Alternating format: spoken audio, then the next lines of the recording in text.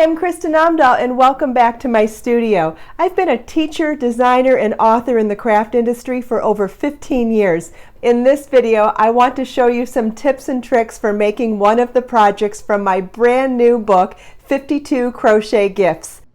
In this video, I'm going to show you how to make the beautiful Stella crochet shawl with fringe. This is a classic fringed shawl that can be worn from day into night. Style it as a cowl, a head wrap, or an evening shawl. The incredibly easy construction method makes this a great beginner project too.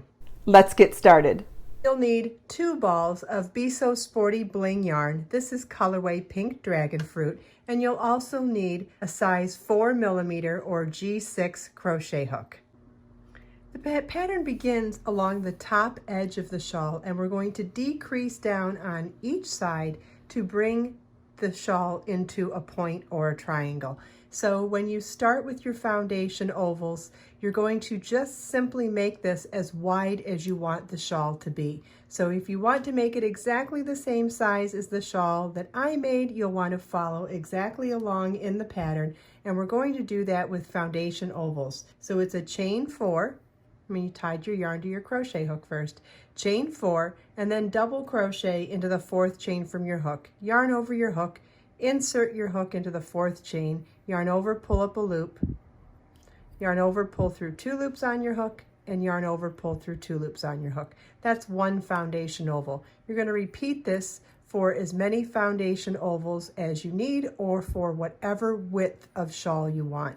The multiple is simply a foundation oval. There is no complicated multiple for this pattern. It's super easy to modify. Okay, so for the pattern I did 64 foundation ovals, but for the sample here I'm going to do something much smaller. So I've done 6 foundation ovals, and I'm going to now, for the first row, slip stitch into that first foundation oval, chain 1, and single crochet in the same space. Chain 5, single crochet in the next foundation oval. Chain 5, single crochet in the next foundation oval. Chain 5, single crochet in the next foundation oval. You get the point. We're going to do this across the entire row until we get to the last foundation oval, and we're going to do our last chain 5 a little bit differently. And I'll show you why when we get there.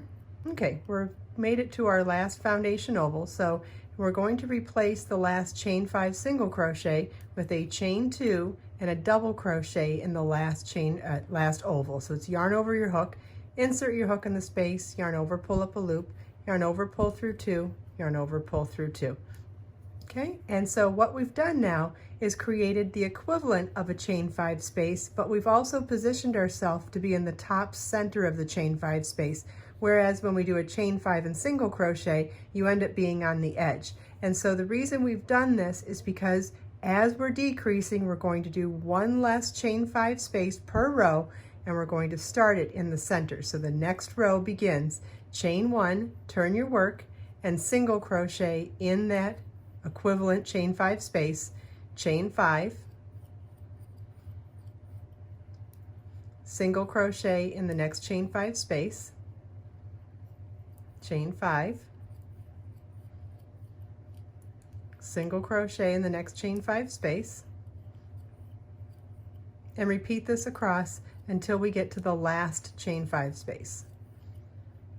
Okay, we're at our last one now, so we're going to do the chain 2 and double crochet in the last chain 5 space. And so now we have 1 less chain 5 space than we did on the previous row. The previous row we had 5, now we have 4 chain 5 spaces, always doing the last one as a chain 2 double crochet, so it positions you to begin the next row in the center of that space. So chain 1, turn our work, single crochet in that first chain 5 space, or equivalent chain 5 space, chain 5, single crochet in the next chain 5 space, and repeat this across to the last chain 5 space, And in the last one, we'll do our equivalent, chain 2 and double crochet in the last chain 5 space. And we should have one less chain 5 space on this row. Now we have 3. Chain 1, turn your work, single crochet in that first chain 5 space, chain 5, single crochet in the next chain 5 space, chain 2. We're at our now we're at the last one. We'll do our equivalent, and then you want to repeat that for as many rows as you're doing. And then on the last row, we're simply doing, or actually you could do it either way for the last row. On the last row, it's going to be 1 chain 5 space, and you could either do it as a chain 2 double crochet, or you could do chain 5 and single crochet. Either way would work, and we're going to fasten off. Now we're ready to start the edging. Isn't that great? How simple is that for creating a triangular shawl? And the fact that you can modify it so easily is really wonderful as well. All right, so we fastened off because we want to start now at either one of the corners. We're going to tie the yarn back onto our crochet hook, and now working along the ends of these rows, we're going to start by slip stitching to join in a foundation oval along the lower edge, along the edge, chain 3, which counts as a double crochet, and work 2 more double crochets in that same foundation oval. Okay, and now in each end of row across that lower V edge of the shawl, set this down again. So we did our first 3 double crochets in the foundation oval. We're going to work 3 double crochets in each end of row across to the last row, which has the 1 chain 5 space on it. We'll work 7 double crochets here, and then 3 double crochets in each end of row here across to the last foundation oval.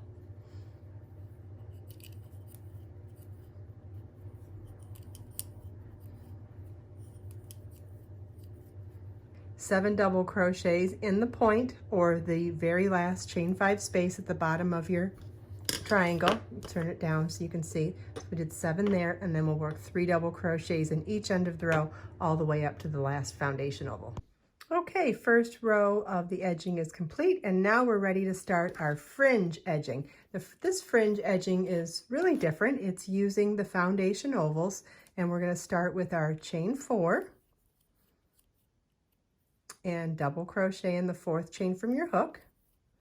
That's 1. We're going to do a total of 11 foundation ovals.